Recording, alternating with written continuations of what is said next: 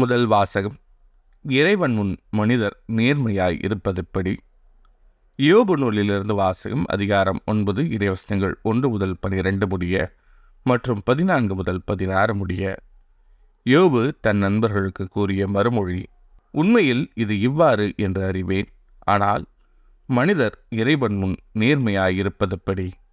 ஒருவர் அவருடன் வழக்காட விரும்பினால் 1000-ல் 1 கீழும் அம்மனிதரால் பதிலளிக்க முடியுமா? இறைவன் உள்ளத்தில் ஞானமுள்ளவர், ஆற்றலில் வல்லவர். அவருக்கு எதிராய் தம்மை கடினப்படுத்தி வளமுடன் வாழ்ந்தவர் யார்? அவர் மழைகளை அகற்றுவார், அவை அதை அறியா. அவர் சீற்றத்தில் அவைகளை தலைகீழாக்குவார், அசைப்பார்.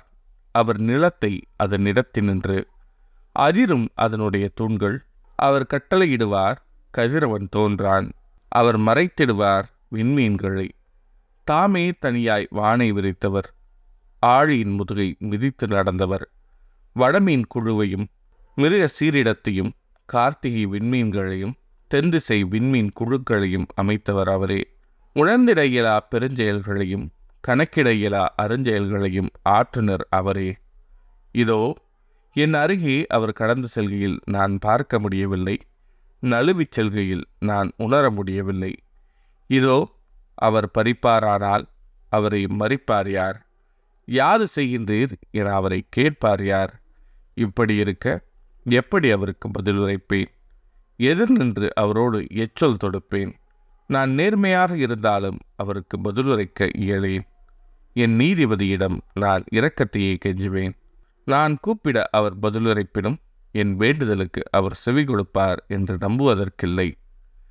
இது ஆண்டவரின் அருள்வாக்கு. இறைவா, உமக்கு நன்றி. பதிலுரை பாடல்.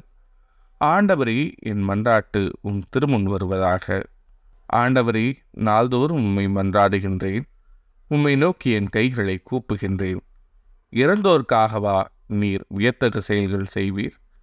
கீழுலகின் ஆவிகள் எழுந்து உம்மை புகழுமோ? ஆண்டவரே, என் மன்றாட்டு உம் திருமுன் வருவதாக. கல்லறையில் உமது பேரன்பு எடுத்துரைக்கப்படுமா? அழிவின் தளத்தில் உமது உண்மை அறிவிக்கப்படுமா? இருட்டினில் உம் அரும் செயல்கள் அறியப்படுமா? மறதி உலகில் உம் நீதி நெறி உணரப்படுமா? ஆண்டவரே, என் மன்றாட்டு உம் திருமுன் வருவதாக. ஆண்டவரே, நானோ உம்மை நோக்கி கதறுகின்றேன். காலையில் உம்மை நோக்கி மன்றாடுகின்றேன். ஆண்டவரே, என்னை ஏன் தள்ளி விடுகின்றீர்? உமது முகத்தை என்னிடமிருந்து ஏன் மறைக்கின்றீர்?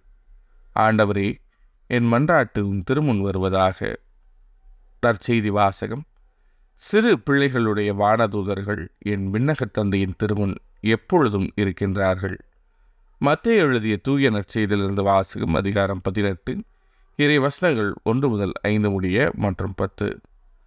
அக்காலத்தில் சீடர்கள் இயேசுவை அணுகி, விண்ணரசில் மிக பெரியவர் யார் என்று கேட்டார்கள். அவர் ஒரு சிறு பிள்ளையை அழைத்து அவர்கள் நடுவில் நிறுத்தி பின்வருமாறு கூறினார். நீங்கள் மனம் திரும்பி சிறு பிள்ளைகளைப் போல் ஆகாவிட்டால் விண்ணரசில் புகமாட்டீர்கள் என உறுதியாக உங்களுக்கு சொல்கிறேன். இந்த சிறு பிள்ளையைப் போல தம்மை தாழ்த்தி கொள்பவரே விண்ணரசில் மிக பெரியவர். இத்தகைய சிறு பிள்ளை ஒன்றை என் பெயரால் ஏற்றுக்கொள்பவர் எவரும் என்னையே ஏற்றுக்கொள்கிறார்.